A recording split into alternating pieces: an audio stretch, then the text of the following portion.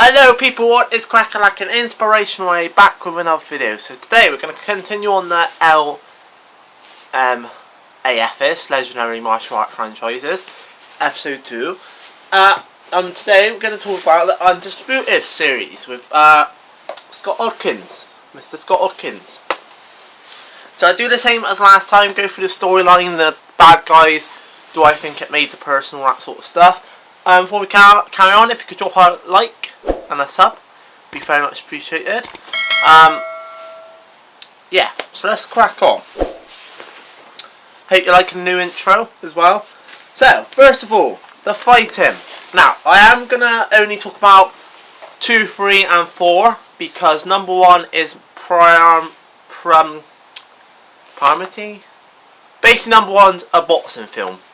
Pretty much, because the 2 people in it are based off Mike Tyson and are boxers. Now, I have nothing against boxing. Don't shoot me in the comments, but oh, he's not judging it because of boxing. I have nothing against boxing. I respect all boxers and I respect the sport and arts of boxing. It's just something that doesn't personally interest me. I know I watch YouTube boxing, but I guess because it's got YouTubers in, that's the reason I like it. But yeah, I don't like boxing, so we're not going to talk about number 1. We're just going to talk about 2, 3 and 4. And this won't be as long as the Donnie Young IP series, because there isn't as many films and there is no spin-offs. So the fighting. It is basically martial arts, mixed martial arts at its purest form, because Scott Adkins is trained in Taekwondo. But there is other stuff he does in the films, like he does a bit of Muay Thai, because there is knees and elbows. He does submission moves as well, a bit like BJJ. It's hard to say about the fighting without pretty much putting them all into one category. They're all awesome fights. That's the really good thing about the Undisputed series is, yes, it is pretty much MMA fighting, no holds MMA fighting in all of them. But each fight is so different and so good, and each of them just makes really good fighting.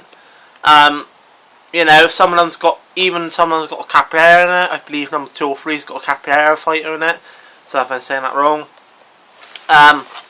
Number 2 and 3, he pretty much goes against someone the same size as him. Number 4, he does go against Martin Ford. If you know who he is, you know who he is. Who's obviously a very big dude, and has been in other films, I believe, playing a big dude. But yeah, it's pretty much the same fighting, MMA fighting, just different sort of fighting, if you can understand that. It's hard to explain, it is, but that essentially is what it is. It's MMA fighting, but with each fight there's different stuff he does, or different moves he does, like in number 2 or number 3. He does like this amazing backflip kick to the face as he's falling to the ground. Really awesome stuff like that, and each one's so different. So for that reason, yes, the fighting is top notch. It's some of the best unfiltered MMA fighting I've seen in any kind of film. I haven't watched the Never Back Down series, so I can't compare it to that because I haven't watched that series yet. That is a series I do plan to watch very soon, but when I've got time, I just have time to sit down and enjoy TV or films or gaming much. Just a busy lifestyle, if you know what I mean, you know what I mean. So, 2.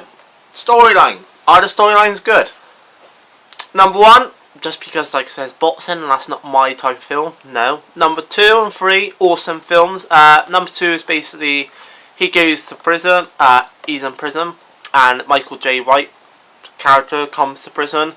And what I really like about number 2 storyline is that Michael J. White's character comes in as a boxer, but to prove he's the best, because that's the whole premise of the film, it's his character against your boxer, if I might be saying it wrong, Scott Adkins' character, to prove who's the best fighter.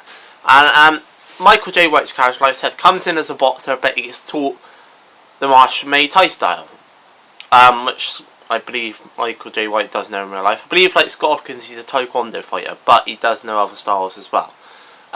So, yeah, he does come in as a fighter, a boxer, but he gets taught like Muay Thai and all the rest of it, and it makes a really good end fight, which you would expect from Michael J. White. He's another amazing martial artist, someone I will cover when I do the Never Back Down series, because I believe he's the main character in that. The third fight, again, a really awesome fight. He's against a Muay Thai fighter, not Muay Thai fighter, another MMA fighter, but it's a very different kind of file style where he gets absolutely wrecked. His knee gets broken as well. His knee gets broken towards the end of the fight, and he goes back in and still beats the guy. Bit unrealistic, yes, because if you've broken your leg, one, if he was in an actual competition you wouldn't be able to compete, but two, and there's a prison fight, he probably would have not been able to get back in. But that's basically the premise of number 2, is he also has a best friend that he helps escape from the prison. So, you know, it makes a really good fight. You know, a bit unrealistic because but it's a really good fight. And then number 4 again, he goes against Martin Ford.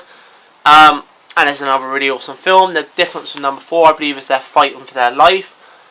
Basically, every time their opponent loses, they get killed. And then he kind of feels guilty for the guy's wife, because obviously she's just lost her husband. And he kind of goes like on a revenge mission, kind of just trying to prove that he is a good guy and be there for her and whatnot. It's a different storyline, I'll give it that. It's a different storyline to 2 and 3 and 1. But it's not really, I don't know. It's hard because where would you go if they was to do a number 5, which, you know, I wouldn't mind a number 5, but at the same time I'm not too bored because they've done 3 amazing films. Where did you go from that? Because you've done the whole I'm undefeated, I'm the badass, you can't beat me kind of guy. And then number 4 has kind of gone, like I said, in the opposite direction and gone, well, I'm going to be a nice guy now and do something good and show that I care for this woman and I'm sorry that I made her lose her husband. Where did you go from that? And it's very unusual to see Bayak, whatever you call him, Scott Adkins' character, to be like that, because you get so used to him being such an aggressive kind of person in 2 and 3 that it's kind of weird to see him as a nice guy in number 4 trying to make amends. It's a decent fight, and obviously the fight at the end is really good as well. Again, is it a bit realistic because he gets basically she gets taken hostage at the end, the wife of the husband of the person that he got killed, so he kind of chased after that guy.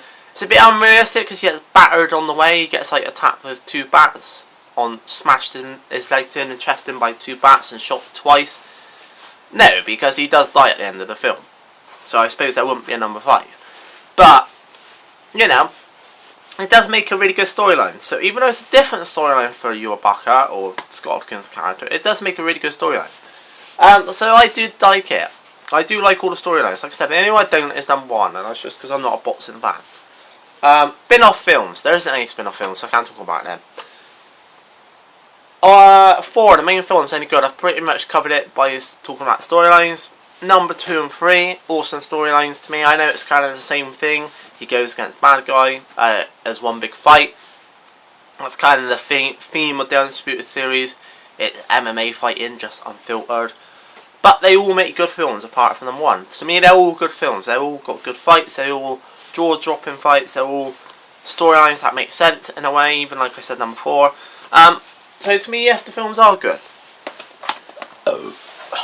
And number 5, the villains.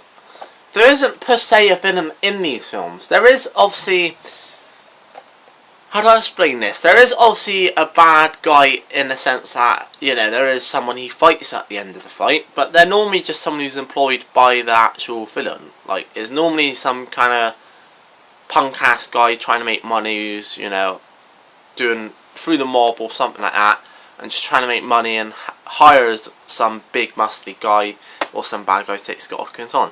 Like number 2, Scott Adkins, the bad guy. But then it's really just to prove who's the best fighter, and it makes a really good fight. Number 3, he's the bad guy is again just someone who's pretty much hired by the mob boss to basically fight Scott Adkins' character. And number 4, again, Martin Ford's character is basically someone who's hired by a mob boss to fight Scott Adkins. So you can't really say they're villains because they're just opponents that are put in front of Scott Adkins' character to kind of stop him winning the fights. Which obviously he does win the fights because he's the main guy of the storylines. But, so therefore you can't really say there is a villain. So the way I'm going to put it down to, is the last fights good? Yeah, all the fights in the films are good. Especially the last fights he has, and like the last finale fights, they're all good. The one he actually has Michael J, it starts as a very basic boxing one, then it gets turned into MMA one. Number 3 is a really good fight because he's losing, breaks his leg, and then comes back and wins it. And number 4, Martin Ford is obviously bigger than him, and makes a really good fight. So, for that reason, yeah, I guess the villains are good because they make good fights. But you can't really class them as villains because they're not your typical kind of villains. So, last point that I'm going to end this one on, which I told you this won't be as long as the IP series because there isn't as many films, is, are the villains, did these films make Scott Adkins? Do I think these films are what made Scott Adkins recognisable? And I'm going to have to say yes. In my opinion, yes. There is other films he's been in before these. But, like I've always said with Scott Adkins, there's not many films. Maybe 1 or 2, and I'll put some other films in the bottom bit here in the description. Saying about, with some of other films he's been in. But the other films I'll put in this section are films, they're not really martial artist films. They're films where there is martial arts in. Debt Collector is a good example of that. That's a very good storyline, a very good film. But it's not a pure martial arts film. There is martial arts in it and fighting in it. Close Range, another good one he's been in. Savage Dog, which I haven't seen yet. You know, I'll put a list down here of other films he's been in. But to me, and I've watched a lot of Scott Adkins films, apart from IP Man 4, these are probably the purest form of martial arts films you're going to get with him in it. So therefore, yes, like my conclusion is yes. Scott Adkins, in my opinion, was not made and discovered, but in my opinion, this is where he, you know, a lot of people recognise the name from, is the Undisputed series. So there we go. I hope you enjoyed this breakdown of the Undisputed series, Scott Adkins. The next one I will be doing is either going to be the Raid 1 and 2 with Ayush, I can't say his name, Ayush something, because I think they're legendary films. Even though there's only 2 of them, I think they're legendary films. Or the Jackie Chan police stories, but you'll find that next week. I need to start making a list of the other ones there is actually for me to break down. But yeah, other than that, I hope you enjoyed. Make sure you keep an eye on the channel. Next video will be dropping this next Locked In Bro vs Bro, where we again still Jay. I'm going to be doing kicks. So yeah, make sure you subscribe to my second channel, Why You Game 2. Finishing off the Watch Dogs series at the moment. So yeah, I've been the inspiration out, and I'll catch you later. Cheers, bye!